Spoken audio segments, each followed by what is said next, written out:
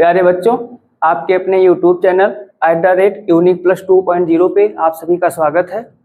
आज बेटा हम लोग जो हमारा चैप्टर 1 है क्लास 12 का इलेक्ट्रिक चार्ज एंड फील्ड, उसके कुछ इंपॉर्टेंट न्यूमेरिकल के बारे में डिस्कस करेंगे और उसका एक छोटा सा टॉपिक हम लोगों से छूटा हुआ था, तो सबसे पहले हम उस टॉपिक के बारे में चर्चा करेंगे और फिर उसके बाद में इस चैप्टर के कुछ इंपॉर्टेंट न्यूमेरिकल देखेंगे जो बोर्ड परीक्षाओं में अक्सर पूछे जाते हैं। तो बेटा जो हमारा टॉपिक छूटा हुआ था यहाँ आप लोगों को दिखाई दे रहा होगा। टॉपिक क्या है बेटा? Movement of couple on an electric dipole placed in an external uniform electric field. बेटा इसको हिंदी में हम लोग समझने का प्रयास करेंगे कि हमारा टॉपिक हमसे क्या कह रहा है। तो हमारा टॉपिक हमसे ये कह रहा है बेटा कि यदि किसी वैद्युत ध्रुव को एक समान वैद्युत क्षेत्र में रख दिया जाए तो उस पे लगने वाला बल युग्म आघूर्ण क्या होगा। ध्यान से समझिएगा कि किसी वैद्युत ध्रुव को एक समान वैद्युत क्षेत्र में रखने पर उस पर लगने वाला बल युग्म आघूर्ण क्या होगा। तो बेटा सबसे पहले हम लोग ये जानते हैं कि ये जो बल युग्म आघूर्ण होता है क्या होता है बेटा? मूवमेंट ऑफ कपल होता है। ये क्या होता है? सबसे पहले हम लोग इसको समझने का प्रयास करेंगे कि जो हमारा मूवमेंट ऑफ कपल होता है ये क्या होता है। तो बेटा कल की क्लास में हम लोगों ने जब डाइपोल सीखा था तो डाइपोल सीखने पे हमने आप लोगों को क्या बताया था कि जो हमारा डाइपोल होता है वो क्या होता है? -q और +q दो आवेशों से मिलकर के बना होता है जिनके बीच की जो डिस्टेंस होती है वो क्या होती है? 2l मीटर होती है। ये हमने सीखा था।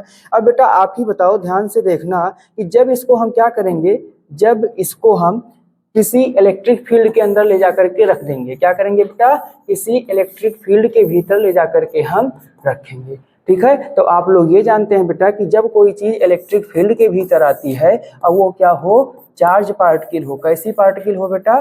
चार्ज पार्टिकल हो तो उस पर फोर्स अप्लाई होता है। तो बेटा +q के कारण एक फोर्स होगा जिसको हम F1 मान सकते हैं। ठीक है, और -q के कारण एक फोर्स होगा जिसको हम क्या मान सकते हैं? F2 मान सकते हैं। अब होगा क्या कि जब हम वैद्युत क्षेत्र के भीतर अपने डाइपोल को ला करके रखेंगे तो उस डाइपोल पर एक साथ दो फोर्स कार्य करेंगे। एक F1 रहेगा और क्या रहेगा? F2 रहेगा। बेटा एक चीज ये ध्यान रखना, मे बी F1 और F2 मैग्नीट्यूड में इक्वल हो सकते हैं बट इनकी डायरेक्शन हमेशा क्या होगी? डिफर होगी। ये जो +q के कारण जो होगा उसका जो डायरेक्शन होगा बेटा वो किधर होगा?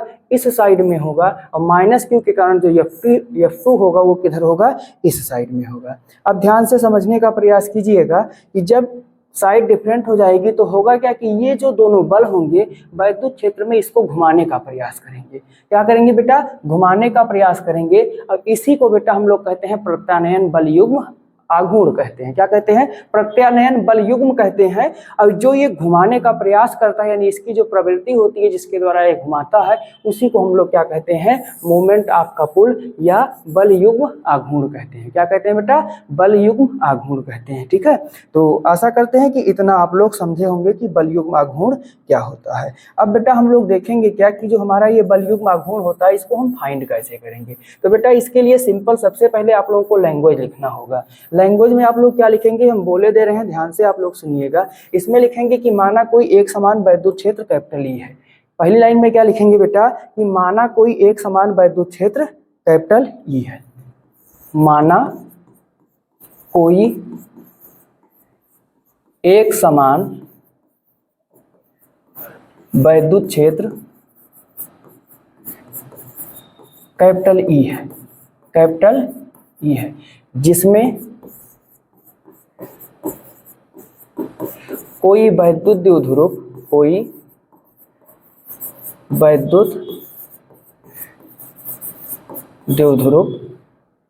क्षेत्र की दिशा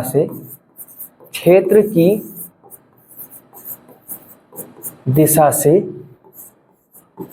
थीटा कोण पर रखा हुआ है। थीटा कोण पर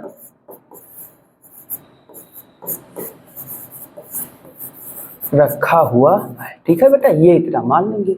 अब एक इसमें और लिखा जाता है बेटा कि जो हमारा द्विध्रुव है वो -q और +q आवेशों से मिलकर के बना हुआ है। तो ये एक बेटा हम लोग ये वैद्युत क्षेत्र सबसे पहले बनाएंगे। ठीक है, जिनके बीच की अल्प दूरी 2l मीटर है।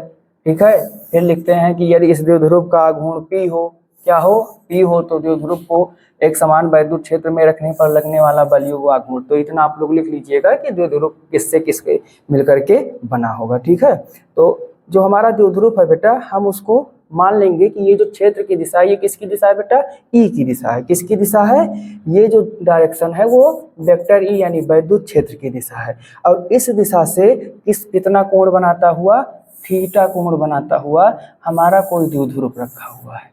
कितना कोण बनाता हुआ बेटा, ये जो एंगल बनेगा वो क्या होगा, थीटा होगा। ठीक है, यहाँ पे जो हमारा चार्ज होगा वो क्या हो जाएगा, माइनस क्यू हो जाएगा, और यहाँ पे जो चार्ज होगा वो क्या हो जाएगा, प्लस क्यू हो जाएगा। ठीक, ये जो डिस्टेंस है कितनी है बेटा, 2l मीटर है। क्या है, 2l मीटर है।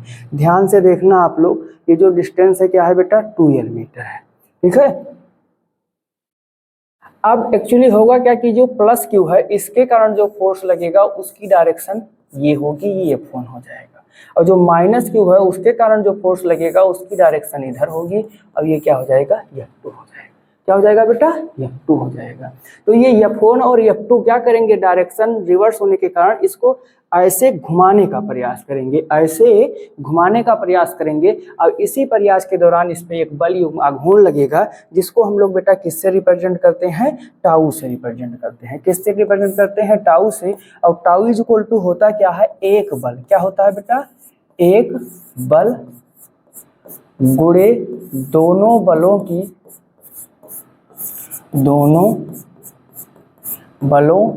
की क्रिया रेखा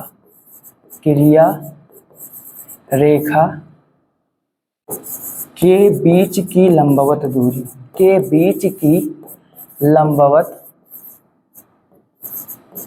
दूरी। तो इसको हम लोग फाइंड करेंगे कि इसके बीच की जो लंबवत दूरी होगी वो क्या हो जाएगी। ठीक है, देखने का प्रयास कीजिएगा आप लोग। अब ये वाला फोर्स कैसे हो गया बेटा, इधर को हो गया, ये वाला फोर्स किधर हो गया, इधर हो गया। तो इन दोनों फोर्स के बीच की जो लंबवत दूरी होगी ये हो जाएगी। क्या हो जाएगी बेटा, ये हो जाएगी। ये वाली जो डिस्टेंस है यही क्या हो जाएगी, लंबवत दूरी हो जाएगी। इसको हम कैसे फाइंड करेंगे बेटा, ये जो हमारा डाइपोल है हम इसको ऐसे मिलाएंगे। तो यहाँ से हमको एक, अगर हम अपने डाइपोल का नाम ए बी रखें तो यहाँ पे कोई पॉइंट सी ले लें, तो बेटा एक क्या बन जाएगा, राइट एंगल ट्रायंगल बन जाएगा। और राइट एंगल ट्रायंगल में अगर हमको हाइपोटेनियस फाइंड करना हो और हमको एक एंगल दिया हो बेटा, तो साइन में एक संबंध होता है, और उस साइन के संबंध से हम लोग ये जो डिस्टेंस होगी बेटा इसको जब फाइंड करेंगे तो ये हो जाएगा 2l साइन थीटा। क्या हो जाएगा बेटा, 2l साइन थीटा हो जाएगा। क्या हो जाएगा, 2l साइन थीटा हो जाएगा बेटा। ठीक है, ये आप लोग ध्यान रखिएगा। यानी कि जो ये हमारी डिस्टेंस है बेटा ये क्या हो जाएगी, 2l साइन थीटा हो जाएगी। अब जो एक बल है, एक बल हम कैसे फाइंड करेंगे बेटा, एक बल के लिए थोड़ा सा देख लीजिए। हमारे पास E दिया हुआ है, Q दिया हुआ है, F फाइंड करना है। तो बेटा हम लोग क्या जानते हैं, E बराबर होता है F अपान Q। तो यहाँ से F इज इक्वल टू क्या हो जाएगा, Q इंटू E हो जाएगा। इस तरीके से यहाँ हम अपने एक्सप्रेशन पे आ जाएंगे। जब हम अपने एक्सप्रेशन पे आएंगे तो हमको क्या मिलेगा बेटा, टाउ इज इक्वल टू एक बल कितना है बेटा, Q इंटू E है। उसके बाद में बेटा Q इंटू ई के बाद में जो दोनों बलों के बीच की लंबवत दूरी है वो क्या है, 2l साइन थीटा है। ध्यान से देखेंगे बेटा, जब ध्यान से देखेंगे तो इसको Q और 2l को हम साथ में ले लें तो ये P हो जाएगा। क्यों, क्योंकि P इज इक्वल टू होता है Q इंटू 2l, जिसे हम द्विध्रुव का आघूर्ण कहते हैं। तो Q और 2l क्या क्या बेटा, ये वाला Q और ये 2l मिलकर के क्या बन जाएगा, P बन जाएगा। ये हो गया E और ये क्या हो गया, साइन थीटा हो गया। क्या हो गया बेटा, साइन थीटा हो गया। ठीक है, तो ये आपका क्या हो गया बेटा, द्विध्रुव का जो है बलयुग्म आघूर्ण हो गया। इसका मात्रक क्या होगा बेटा, ये भी लगे हाथों आप लोग देख लीजिए। तो मात्रक चूंकि ये बल इंटू डिस्टेंस से बना हुआ है तो इसका जो मात्रक होगा वो क्या हो जाएगा, न्यूटन मीटर हो जाएगा। और अगर हम इसकी बीमा लिखें, टाउ की बीमा लिखें बेटा, तो बीमा क्या हो जाएगा, बीमा के लिए हम लोग क्या जानते हैं, बल की बीमा जो होती है वो क्या होती है, ml t-2 होती है। एक यल और ऐड हो जाएगा तो ml2 और t-2 हो जाएगा। ठीक है, इसमें अगर साइन थीटा के मान के अकॉर्डिंग जब साइन थीटा क्या होगा, मैक्सिमम होगा, तो टाउ का मान टाउ मैक्स हो जाएगा।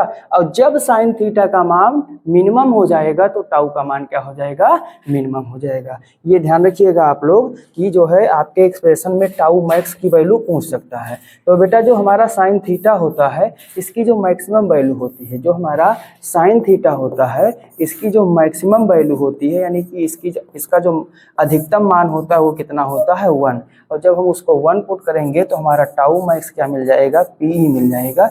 एमसीक्यू का जो क्वेश्चन आता है उसमें आपको ये मिल सकता है कि टाउ मैक्स की वैल्यू कितनी होती है, तो उसमें आप लोग क्या बताएंगे, जो टाउ मैक्स होता है वो पी के इक्वल होता है। ठीक है बेटा, तो ये हमारा था बेटा जो टॉपिक छूटा हुआ था। अब हम लोग नेक्स्ट स्लाइड में न्यूमेरिकल देखेंगे। नेक्स्ट स्लाइड में हम लोग क्या देखेंगे बेटा, न्यूमेरिकल देखेंगे। तो देखिए जो पहला न्यूमेरिकल आप लोगों का लिखा हुआ है, पहले एक बार हम लोग इसको पढ़ के समझेंगे और समझने के बाद में फिर हम लोग देखेंगे इसको कैसे सॉल्व किया जाएगा, इसको कैसे सॉल्व किया जाएगा, इसको एक बार देखेंगे। तो यहाँ पे बेटा जो लिखा हुआ 2 पॉइंट चार्ज, ये थोड़ा सा प्रिंटिंग में मिस्टेक हो गया है, इसको आप लोग सही कर लीजिए। 2 पॉइंट चार्ज यहाँ पे बेटा हो जाएगा, ये जो लिखा हुआ है और ये, इस दोनों को आप लोग सही कर लीजिएगा। यहाँ पे होगा +9e और यहाँ पे होगा +e। ठीक है, यहाँ पे क्या होगा +9e होगा और यहाँ पे क्या होगा +e। Are located at a distance of 16 centimetre from each other, where should a charge be placed between them so that it is in balance. बेटा इसमें ये कह रहा है कि हमारे पास में 2 पॉइंट चार्ज है। हमारे पास में कितने पॉइंट चार्ज हैं, 2 पॉइंट चार्ज हैं, 2 पॉइंट चार्ज हैं और दोनों के बीच की दूरी कितनी है, 16 सेंटीमीटर है। तो हमसे ये कह रहा है कि इनके बीच में कोई आवेश हम लेकर के चले आए और उसको रख दें। इनके बीच में हम कोई आवेश क्यों लेकर के आए रख दें, तो वो उसे किस पॉइंट पे रखें कि वो संतुलित अवस्था में होगा। तो इसके लिए बेटा सबसे पहले हमको एक फिगर ड्रा करना पड़ेगा। फिगर क्या ड्रा करना पड़ेगा कि हम लोग 16 सेंटीमीटर लंबी एक लाइन लेंगे, 16 सेंटीमीटर एक लाइन लेंगे और जो हमारा पहला चार्ज है उसको हम इस साइड में रखेंगे और जो दूसरा चार्ज है उसको हम किस साइड में रखेंगे, इस साइड में रखेंगे। और ऐसे ही यहाँ पे हम लोग लिखते भी चलेंगे कि जो हमारे पास Q1 = दिया हुआ है वो क्या दिया हुआ है, +9e दिया हुआ है। Q2 दिया हुआ है वो क्या दिया हुआ है, +e दिया हुआ है। और R हमको जो दिया हुआ है वो कितना दिया हुआ है, 16 सेंटीमीटर दिया हुआ है। ओके, इतना समझ लीजिएगा। अब हमसे क्या कह रहा है कि इस लाइन यानी इन दोनों आवेशों के बीच में, किसके बीच में बेटा, इन दोनों आवेशों के बीच में एक तीसरा आवेश रखा जा रहा है Q। क्या रखा जा रहा है, Q रखा जा रहा है। यानी कि यहाँ पे अगर हम लिखेंगे तो Q3 हमको क्या मिल जाएगा, Q कूलम मिल जाएगा। ठीक है, तो जो Q को रखा गया तो आपसे ये पूछ रहा है कि इसको कितनी दूरी पर रखें या किस पॉइंट पे रखें कि इनके ये संतुलित अवस्था में हो। अब संतुलन के लिए बेटा एक बार हम लोग समझ लें कि क्या कंडीशन होगी। संतुलन का मतलब बेटा कुछ नहीं है, आपको करना क्या है कि दोनों के लिए यफ का मान निकालना है। किसका मान निकालना है, यानी कि एक बार +9e और +q को लेकर के F1 हम फाइंड करेंगे और दूसरी बार +q और +e को लेकर के हम F2 फाइंड करेंगे। क्या क्या फाइंड करेंगे बेटा, F1 और F2 फाइंड करेंगे।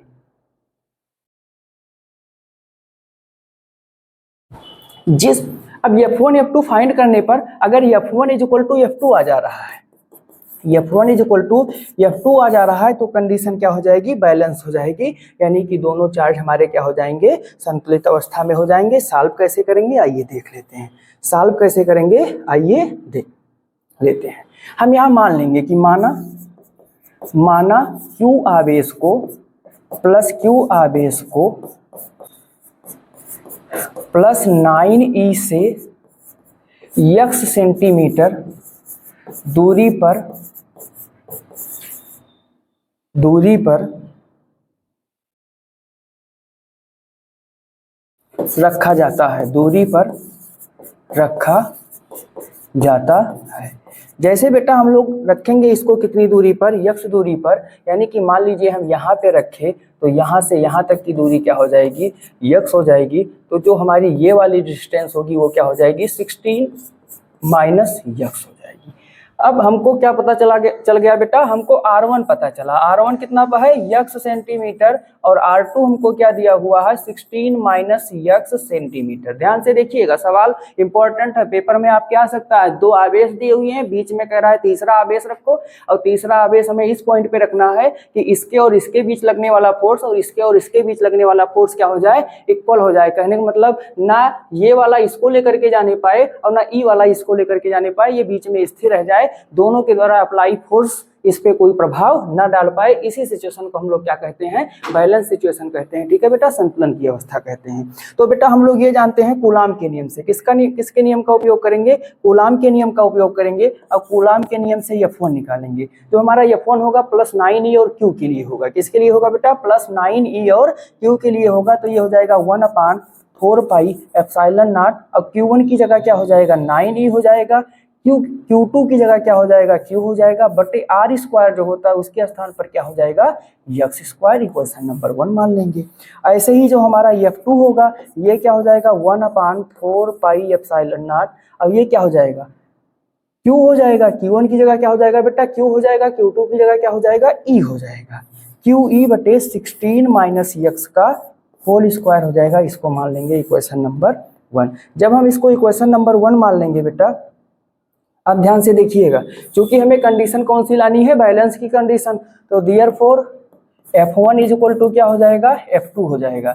यानी 1/4 pi epsilon not 9E into Q बटे x स्क्वायर, ये किसके इक्वल हो जाएगा, 1/4 pi epsilon not Q into E अपान किसके बेटा, 16 माइनस x स्क्वायर के ये इक्वल हो जाएगा। 16 माइनस x स्क्वायर के इक्वल हो जाएगा। देखिए भाई, जो कट पिट रहा है उसको खटर पटर करके कुछ काट दीजिए। जैसे ये कट जाएगा, फिर E से E कट जाएगा, Q से Q कट जाएगा।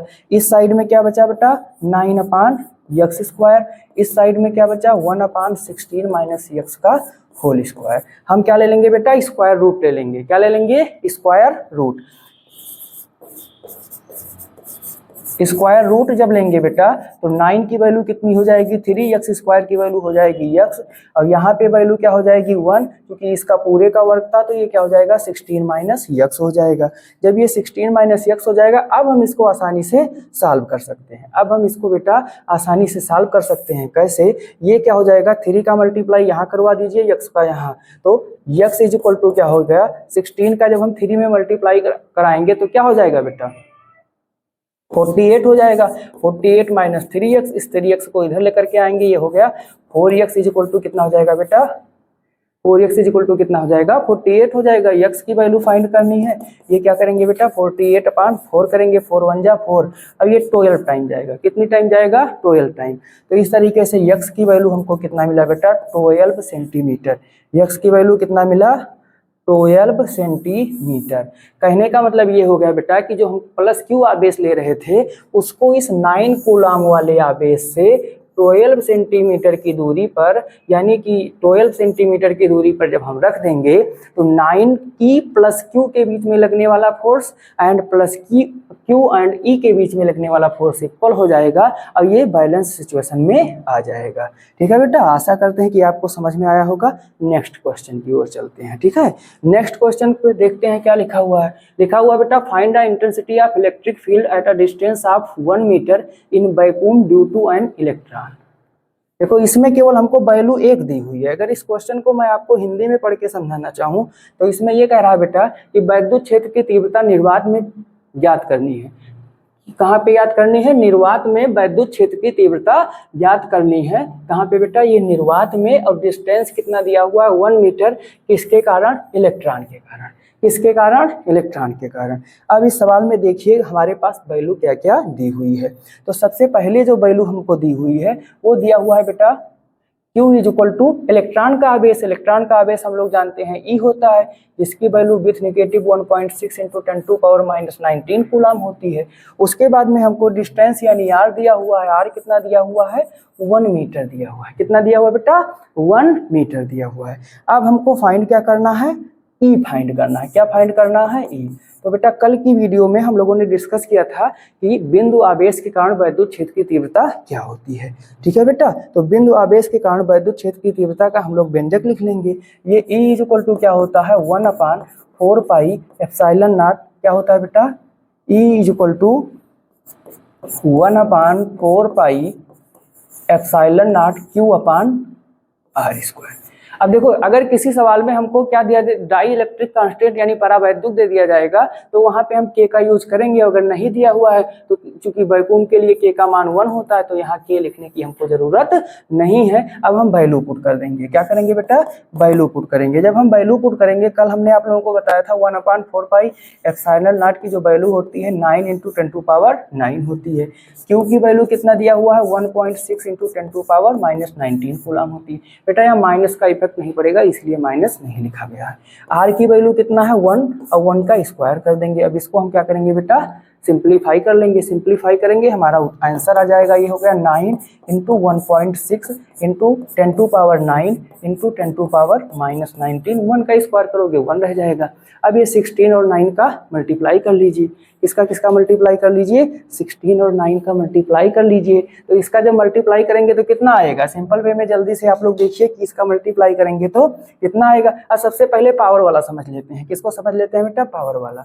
ये कॉन्सेप्ट आप लोग समझ लीजिए ताकि भविष्य में आपको कोई दिक्कत ना होनी पाए। ठीक है बेटा, तो ये जो लिखा हुआ है, जब ऐसी कंडीशन में आपको कोई भी क्वेश्चन मिलता है, इस कंडीशन में आप करेंगे क्या बेटा, अगर आपका ये बेस सेम है तो जो पावर होती है वो क्या होती है, सिंपल वे में ऐड हो जाती है। जब इसको बेटा हम ऐड करेंगे -19 में 9 ऐड करेंगे तो ये कितना हो जाएगा बेटा 10⁻⁻10 हो जाएगा। ठीक है, अब ऐसे कोई भी क्वेश्चन आता है, चाहे पावर आपकी निगेटिव हो चाहे पॉजिटिव हो, अगर उसका क्या बेस सेम हो जाता है तो आप क्या करेंगे, पावर को ऐड कर देंगे। क्या करेंगे, पावर को ऐड कर देंगे। अब तक हो सकता है कि आप लोगों ने मल्टीप्लाई कर लिया हो। जब मल्टीप्लाई करेंगे बेटा तो आप लोगों ने 16 का टेबल जब 9 टाइम पढ़ोगे तो 144 आता है। कितना आता है बेटा, 144 आता है। और चूंकि आफ्टर 1 डिजिट पॉइंट लगा हुआ है यानी दशमलव लगा हुआ है तो हम यहाँ पे दशमलव लगा देंगे और 10⁻⁻10 हो जाएगा। कितना हो जाएगा, 10⁻⁻10। बेटा अभी भी ये फिजिकल क्वांटिटी यानी कि फिजिकल सिग्निफिकेंट में नहीं लिखा हुआ है, इसको हम लिख सकते हैं 1.44 × 10⁻⁹ न्यूटन प्रति कूलम। क्या हो जाएगा बेटा, ये जो क्या कहते हैं, जब इस पॉइंट को हम इधर लगाएंगे तो यहाँ 10 से मल्टीप्लाई हो जाएगा जिससे पावर में एक और माइनस हो जाएगा और हमारा आंसर क्या आ जाएगा, E इक्वल टू 1.44 × 10⁻⁹ न्यूटन प्रति कूलम। तो ये बेटा हमारा दूसरा न्यूमेरिकल था। अब हम लोग चलते हैं अगले न्यूमेरिकल। अगला न्यूमेरिकल क्या कह रहा है बेटा, पहले ध्यान से इसको पढ़ेंगे समझेंगे फिर हम लोग इसको सॉल्व करेंगे। क्या कह रहा है, ए charge conductor has an electron abundance of 4000 state the total charge present in the conductor and its nature। बहुत बढ़िया सवाल है बेटा, बहुत आसान सवाल है। इसमें दो कंडीशन होती है, आप पहले दोनों कंडीशनों को समझ लीजिए फिर हम लोग सवाल लगाएंगे। जो हमारे पास में कोई भी कंडक्टर होता है, क्या होता है बेटा, कंडक्टर होता है, उसमें दो कंडीशन हो सकती है। कितनी कंडीशन, दो, पहली और दूसरी। या तो उसमें इलेक्ट्रॉन की अधिकता होगी, क्या होगी बेटा, इलेक्ट्रॉन की अधिकता होगी, और या फिर इलेक्ट्रॉन की कमी होगी। ठीक है, एमसीक्यू में जो क्वेश्चन आएगा उसको आपको करने में आसानी होगी। जब बेटा इलेक्ट्रॉन की अधिकता होगी तो जो चार्ज का नेचर होगा वो क्या हो जाएगा, निगेटिव हो जाएगा। ध्यान रखिएगा, जब इलेक्ट्रॉन की अधिकता होगी तो जो चार्ज का नेचर होगा क्या हो जाएगा, निगेटिव हो जाएगा, और जब कमी होगी तो क्या हो जाएगा, पॉजिटिव हो जाएगा। अब कुछ लोगों को ये उल्टा लग रहा होगा, तो समझ लेते हैं बेटा नॉर्मल कंडीशन। कौन सी कंडीशन, नॉर्मल कंडीशन पर इलेक्ट्रॉन ना तो कम होते हैं ना ज़्यादा होते हैं। क्या होते हैं, ना तो कम होते हैं ना ज़्यादा होते हैं। नंबर ऑफ प्रोटॉन और नंबर ऑफ इलेक्ट्रॉन इक्वल होता है। मीन्स सामान्य अवस्था पे किसी चालक पर कोई चार्ज नहीं होता है, लेकिन जब उसमें कुछ क्रिया प्रतिक्रिया कराई जाती है तो होगा क्या, दो कंडीशन, या तो वो दूसरे से इलेक्ट्रॉन ग्रहण करेगा, दूसरे से इलेक्ट्रॉन ग्रहण करेगा।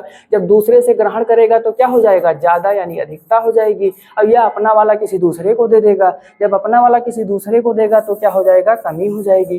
तो बेटा अपना वाला कौन दे सकता है, जो धनी होता है। कौन होता है, धनी, इसलिए इस पे जो चार्ज आएगा वो क्या हो जाएगा, पॉजिटिव, और दूसरे का लेता कौन है, जिसको उधार या ऋण लेना होता है। तो इस तरीके से इस पे जो चार्ज आ जाएगा वो क्या आ जाएगा, निगेटिव आ जाएगा। आशा करते हैं कि आपको ये कॉन्सेप्ट समझ में आ गया होगा। अब आपका सवाल क्या कह रहा है बेटा कि कोई चालक है जिसपे 4000 इलेक्ट्रॉन ज्यादा है। कितने इलेक्ट्रॉन ज्यादा है, 4000 इलेक्ट्रॉन ज़्यादा है। और 4000 इलेक्ट्रॉन ज़्यादा है तो आपसे कह रहा है कि इस पे कुल आवेश कितना होगा और इस आवेश की प्रकृति कैसी होगी। तो अभी आपने सीखा जब ज़्यादा होंगे तो चार्ज की प्रकृति कैसी हो जाएगी बेटा, जब ज़्यादा होंगे तो जो चार्ज की प्रकृति है वो निगेटिव हो जाएगी। तो यहाँ पे बेटा n इक्वल टू आपको दिया हुआ है 4000, n इक्वल टू कितना दिया हुआ है 4000। अब आपको क्यू फाइंड करना है। क्वेश्चन को कैसे सॉल्व करेंगे बेटा, यहाँ पे जो हम लोग फार्मूला यूज करेंगे आवेश का क्वांटीकरण। कौन सा फार्मूला यूज करेंगे, आवेश का क्वांटीकरण, Q is equal to NE, Q is equal to NE। अब बेटा जब हम इसको यूज करेंगे तो ये हो गया Q, N की वैल्यू कितना है 4000, E की वैल्यू है 1.6 into 10 to power minus 19, 10 to power minus 19 है। ठीक है बेटा, इसको मल्टीप्लाई कर लेंगे, क्या करेंगे, इसको मल्टीप्लाई करेंगे। ध्यान से देखिएगा, इसको जब मल्टीप्लाई करेंगे, इससे पहले इसको थोड़ा सुटेबल कर लेते हैं। ये Q इज इक्वल टू हो गया 4 into 10 to power 3 into 1.6 into 10 to power minus 19 हो गया।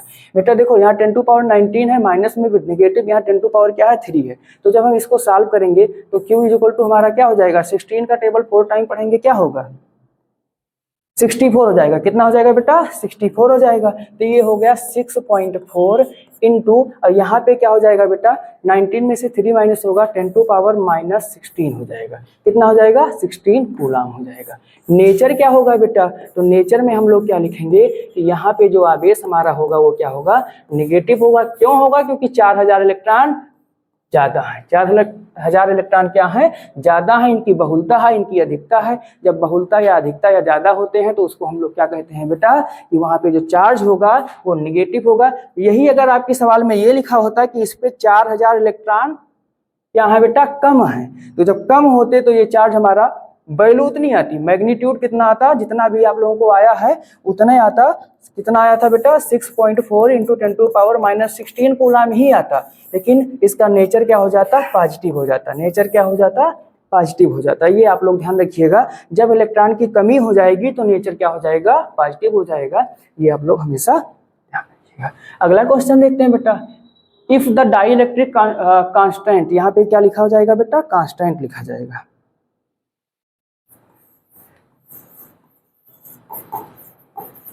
Dielectric constant of pure water is 81, then what will be its absolute permittivity. बहुत बढ़िया सवाल है बेटा। इसमें ये कह रहा है कि हमारे पास कोई शुद्ध जल है, हमारे पास कैसा जल है, शुद्ध जल है, जिसका परावैद्युतांक 81 है। तो हमको क्या फाइंड करना है, इसकी एब्सोल्यूट परमिटिविटी यानी निरपेक्ष वैद्युतशीलता का मान ज्ञात करना है। किसका मान ज्ञात करना है, निरपेक्ष वैद्युतशीलता का मान ज्ञात करना है। आइए समझ लेते हैं कि हमको क्या दिया हुआ है, क्या फाइंड करना है। हमको बेटा K दिया हुआ है 81, K दिया हुआ है 81, K क्या दिया हुआ है 81 दिया हुआ है। अब हमको एप्सिलॉन फाइंड करना है। क्या फाइंड करना है, एप्सिलॉन फाइंड करना है। तो बेटा हम कैसे फाइंड करेंगे, इसके लिए एक वैल्यू यूज करेंगे, epsilon naught is equal to 8.85 into 10 to power minus 12 coulomb square प्रति न्यूटन मीटर स्क्वायर। ठीक है, इसकी वैल्यू याद करने के साथ इसका जो है मात्रक भी याद कीजिएगा। क्यों, क्योंकि कभी कभी पेपर में बीमा पूछ लिया जाता है। अगर आपको इसकी यूनिट पता होगी तो बीमा आप लोग आसानी से निकाल ले जाएंगे, बीमा आप लोग आसानी से निकाल ले जाएंगे अगर आपको इसकी यूनिट पता होगी। ठीक है बेटा, तो अब हम लोग आगे इस सवाल को सॉल्व करेंगे। एक्चुअली होता क्या है, एप्सिलॉन इज इक्वल टू होता है एप्सिलॉन नॉट के। क्या होता है बेटा, epsilon is equal to epsilon naught K होता है। ठीक है, तो एप्सिलॉन इज इक्वल टू क्या हो जाएगा, एप्सिलॉन नॉट की वैल्यू रखेंगे 8.85। क्या रखेंगे बेटा 8.85 इंटू 10 टू पावर माइनस 12, और उसके बाद में K की वैल्यू रखेंगे। K की वैल्यू क्या है 81। अब हमको करना क्या है बेटा, इस 8.85 का मल्टीप्लाई करना है 81 से, 8.85 का मल्टीप्लाई करना है 81 से। जब बेटा आप इसको मल्टीप्लाई करेंगे तो ये क्या आ जाएगा 716। क्या आएगा बेटा 716.85। ठीक है, मल्टीप्लाई करके चेक कर लीजिएगा एक बार कि सही है या गलत है। ठीक है, देख लीजिएगा आप लोग। तो जब इसको हम मल्टीप्लाई करेंगे तो हमारा एप्सिलॉन इज इक्वल टू कितना आया 716.85 इंटू 10 टू पावर माइनस 12। अब बेटा फिजिक्स का रूल हमारा ये कहता है कि जब हम किसी नंबर को उसके निकटतम 10 की घात के रूप में लिखते हैं तो वहाँ पे जो पॉइंट हमारा आना चाहिए वो आफ्टर 1 डिजिट आना चाहिए। तो उसके लिए हम लोग क्या करेंगे, इसको सही ढंग से लिखेंगे। जब हम इसको सही ढंग से लिखेंगे तो हमारा एप्सिलॉन इज इक्वल टू आ जाएगा 7.1685 इंटू 10 टू पावर। देखो बेटा 2 डिजिट हम इधर लाए हैं तो ये यहाँ पे 12 से क्या हो जाएगा 10 हो जाएगा, 12 से क्या हो जाएगा 10 हो जाएगा। ठीक है बेटा, तो ये हो जाएगा 10 टू पावर -10। अब इसका जो मात्रक होगा वही वाला होगा क्या, कूलाम स्क्वायर प्रति newton metre square, coulomb square प्रति न्यूटन मीटर स्क्वायर। तो इस तरीके का कोई भी सवाल आता है, आपको कोई भी सबस्टेंस दिया जाता है जिसका जो है क्या डाइलेक्ट्रिक कांस्टेंट आपको दिया हो और एब्सोल्यूट परमिटिविटी यानी निरपेक्ष वैद्युशीलता ज्ञात करनी हो, तो जो आप फार्मूला यूज करेंगे कौन सा यूज करेंगे बेटा, epsilon is equal to epsilon naught के। क्या यूज करेंगे, epsilon is equal to epsilon naught के, और इसी फार्मूले पे रखेंगे आपका आंसर आ जाएगा। चलते हैं बेटा अगले सवाल की ओर। अगला सवाल ध्यान से देखिएगा, थोड़ा लंबा लिखा हुआ है। क्या लिखा हुआ है कि 2 electrically opposite small sphere are rubbed on each other and kept at a distance of 1 centimetre. Kept at the distance of, ये थोड़ा गलत लिखा हुआ है, इसको ध्यान से देखिएगा। ये जो लिखा हुआ है बेटा डिस्टेंस लिखा होगा, मे बी ये लिखा होगा 1 metre from each other if they attract each other with force of 0.1 newton, then how many electrons were transferred from one to the other during rubbing. ठीक है, सवाल का पहले हिंदी रूपांतरण समझते हैं। यहाँ पे क्या लिखा हुआ है बेटा, 1 मीटर लिखा हुआ है, इसको आप लोग ध्यान में रखिएगा। ठीक है, जब हम इसका हिंदी रूपांतरण समझते हैं तो इसमें कुछ कह नहीं रहा, ये कह रहा है कि दो हमारे पास में क्या है बेटा, इलेक्ट्रिक अपोजिट चार्ज स्फीयर, हमारे पास में दो विपरीत आवेशित क्या है बेटा, विपरीत आवेशित छोटे छोटे चालक गोले हैं जिनके बीच की दूरी 1 मीटर है, जिनके बीच की दूरी क्या है 1 मीटर है, और इन्हें किया क्या गया है, आपस में रगड़ा गया है तब ये चार्ज हुए हैं।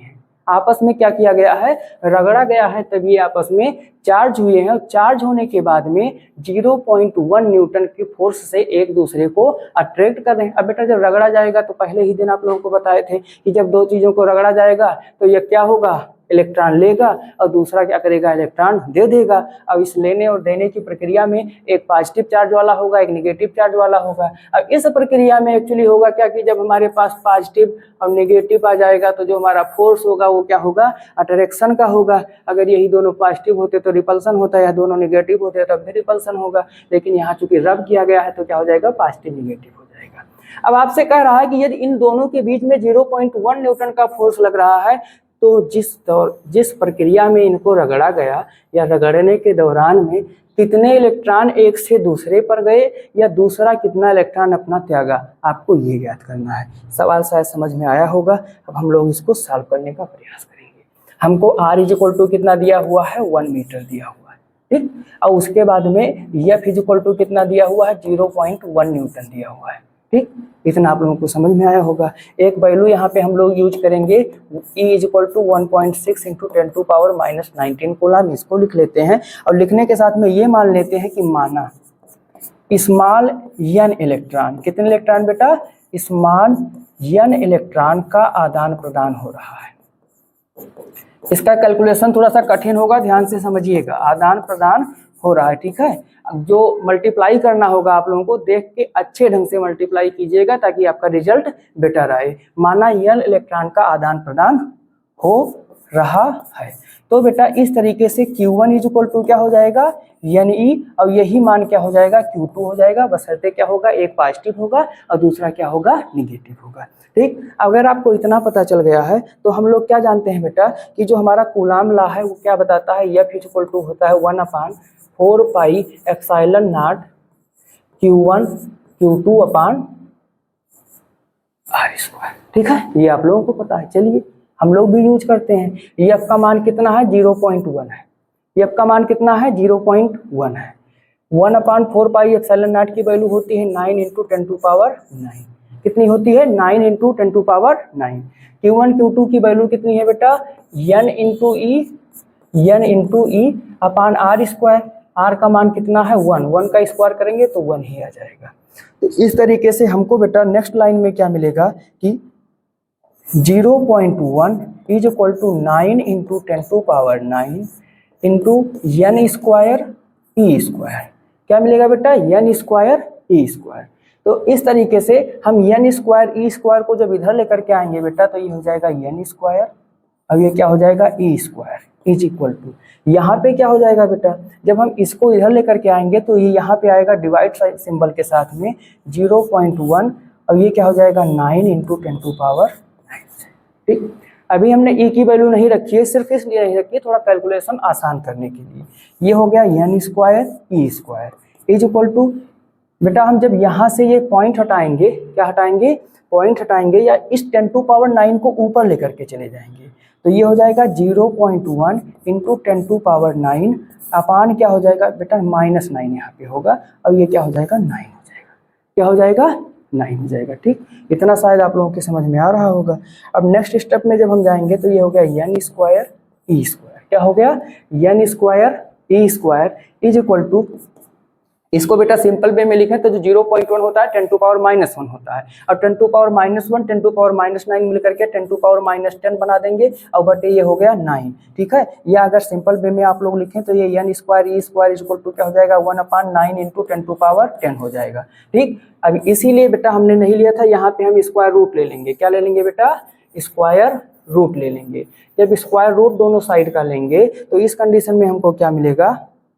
ध्यान से देखिएगा, ये हो जाएगा एन ई, अब n e is equal to क्या हो जाएगा? 1 का स्क्वायर रूट 1, 9 का स्क्वायर रूट 3 और 10⁻10 का स्क्वायर रूट कितना हो जाएगा? 10⁵ हो जाएगा। कितना हो जाएगा? 10⁵ हो जाएगा। ठीक, अब हमको एन का मान निकालना है तो एन, अब ई का मान होता है 1.6 इंटू 10⁻⁻19 इज इक्वल टू क्या है? 1,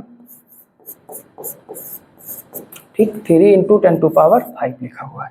ठीक है, इसको सॉल्व करेंगे। क्या करेंगे बेटा? सॉल्व करेंगे। नेक्स्ट स्लाइड पे चलते हैं, क्योंकि यहाँ पे पेज आपका क्या पढ़ रहा है? छोटा पढ़ रहा है। ठीक है, नेक्स्ट स्लाइड पे हमको क्या मिला है? ध्यान से देखिएगा, हमको मिला है n into 1.6 into 10⁻⁻19 is equal to 1/3 into 10⁵। तो इस तरीके से n इज इक्वल टू क्या हो जाएगा? ये भी यहीं पे आ जाएगा 1/, ये हो जाएगा 1.6 इंटू 3 और इंटू क्या हो जाएगा? 10⁻⁻19, अब इंटू क्या हो जाएगा? 10⁵। ठीक है, यहाँ थोड़ा सा डिवाइड करना पड़ेगा, ध्यान से डिवाइड कीजिएगा आप लोग। अब ये क्या हो जाएगा? n इज इक्वल टू 1/, इसका मल्टीप्लाई करोगे 4.8 हो जाएगा, इसका मल्टीप्लाई करोगे क्या हो जाएगा? 10⁻⁻14 हो जाएगा।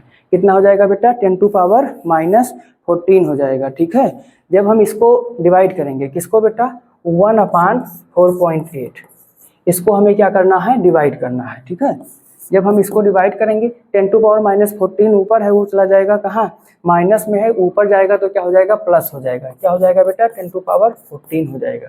ठीक है, ध्यान से देखिएगा थोड़ा।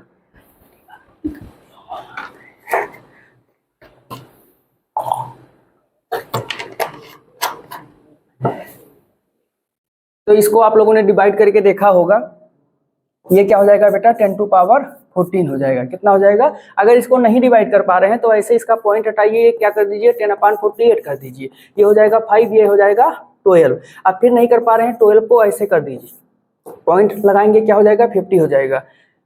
ठीक है, तो 12 4 जा कितना होता है बेटा? 48 होता है। क्या बचेगा? 2 बचेगा। अब ये वाला क्या हो जाएगा? आपका कैंसिल हो जाएगा, यहाँ पे पॉइंट लगा हुआ है, 0 आ जाएगा, 12 बन जाए क्या हो जाएगा? 12, फिर क्या हो जाएगा? 8 हो जाएगा। क्या हो जाएगा बेटा? 8 हो जाएगा। अब फिर इस पे हम 0 लगाएंगे, क्या हो जाएगा? 6 हो जाएगा, ये हो जाएगा 72। ऐसे आता रहेगा, हम लोग ज्यादा कैलकुलेशन नहीं करेंगे। तो ये हो जाएगा 0.416। कितना हो जाएगा बेटा? 0.416। सिंपल वे में लिखेंगे तो n is equal to 4.16 into 10⁻13 आ जाएगा। कहने का मतलब कि जब उन दोनों गोलों को आपस में रगड़ा गया था तो रगड़ने के दौरान एक गोले से इतने इलेक्ट्रॉन निकल करके दूसरे गोले पर विस्थापित हुए थे, जिससे कि एक पे पॉजिटिव आवेश आया था और दूसरे पे कितना आवेश आया था? निगेटिव आवेश आया था। ठीक है बेटा, तो अगर कैलकुलेशन जैसे जो भी आप लोगों को कठिन लगे सिंपल वे में करने का प्रयास कीजिए, आपके साथ में इजी वे में आपका कैलकुलेशन कंप्लीट हो जाएगा। हम लोग चलते हैं अगले सवाल की ओर। अगला जो क्वेश्चन हमारा है वो क्या कह रहा है बेटा? क्वेश्चन नंबर 6, इसमें लिखा हुआ the distance between an electron and proton is 0.53 angstrom, find the electric dipole moment of this system. कोई सिस्टम है हमारा, क्या है बेटा, कोई निकाय है। कैसा निकाय है, इलेक्ट्रिक डाइपोल है। कैसा निकाय है बेटा, इलेक्ट्रिक डाइपोल। डाइपोल जैसे नाम आए आपके साथ में मन में एक फिगर बनना चाहिए कि यहाँ माइनस क्यू होगा, यहाँ क्या होगा, प्लस क्यू होगा, और बीच की जो दूरी होगी वो क्या होगी, 2l होगी। अब हमसे क्या कह रहा है कि जो डिस्टेंस है इस सिस्टम की क्या है, 2l is equal to 0.53 angstrom दी हुई है। एंगस्ट्रॉम को मीटर में कन्वर्ट करेंगे, किस में कन्वर्ट करेंगे, मीटर में। तो ये 2l इज इक्वल टू हो जाएगा 0.53 into 10 to power minus 10 metre. क्या हो जाएगा, 10 टू पावर माइनस 10 मीटर हो जाएगा। अच्छा ध्यान से देखिएगा, क्या दिया हुआ है, इलेक्ट्रॉन, और क्या दिया हुआ है, प्रोटॉन। तो बेटा इलेक्ट्रॉन प्रोटॉन दूसरे के क्या है, अपोजिट है। तो अपोजिट है, इलेक्ट्रॉन हमारा नेगेटिव होगा और प्रोटॉन हमारा क्या होगा, पॉजिटिव होगा। Means minus q is equal to हो जाएगा minus 1.6 into 10 to power minus 19 and plus q क्या हो जाएगा, plus 1.6 into 10 to power minus 19। क्यों, क्योंकि इलेक्ट्रॉन और प्रोटॉन पे आवेश की मात्रा इक्वल होती है। क्या होती है बेटा, इक्वल होती है। बस प्रोटॉन हमारा पॉजिटिव होता है और इलेक्ट्रॉन हमारा क्या होता है, निगेटिव होता है। क्या होता है, निगेटिव होता है। ठीक है बेटा। तो अब 2l इज इक्वल टू इतना दिया हुआ है और q इज इक्वल टू हमको क्या मिल गया, 1.6 इंटू 10 टू पावर माइनस 19। अब हमको ज्ञात करना है कि इस सिस्टम का द्विध्रुव आघूर्ण क्या होगा। तो जो द्विध्रुव आघूर्ण P होता है, P इज इक्वल टू होता है Q इंटू 2l। क्या होता है, Q इंटू 2l होता है। तो P is equal to Q का मान कितना है, 1.6 इंटू 10 टू पावर माइनस 19 और 2l का मान है 0.53 इंटू 10 टू पावर माइनस 10।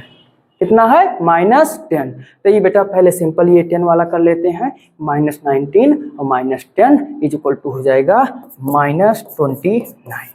क्या हो जाएगा, माइनस 29। और 1.6 और 0.53 का क्या करते हैं, मल्टीप्लाई करते हैं। क्या करते हैं बेटा, 1.6 और 0.53 का मल्टीप्लाई करते हैं।